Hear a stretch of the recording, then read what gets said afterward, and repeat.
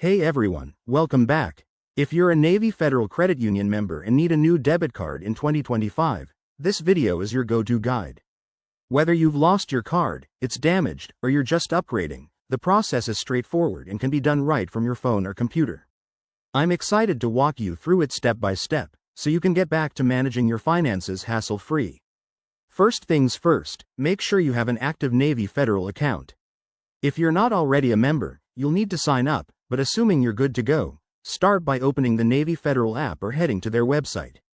It's super user-friendly, and most people prefer the app for its convenience. Once you're logged in with your username and password, navigate to the Accounts or Cards section. Look for an option that says something like Manage Cards or Order a new card. This is where the magic happens.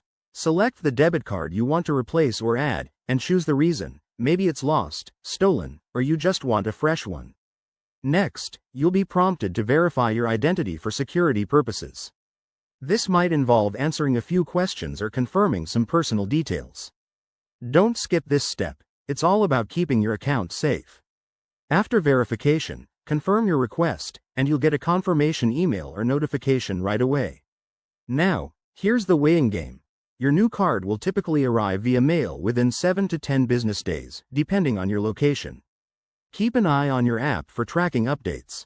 Once it arrives, activate it immediately through the app or by calling the number on the card. Pro tip: update any auto payments or linked accounts to avoid any disruptions.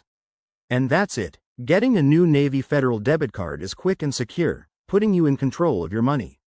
If you run into any issues, reach out to their customer support. They're usually very helpful. Thanks for watching, and if this helped, hit that like button, subscribe for more finance tips, and drop a comment below. See you in the next video.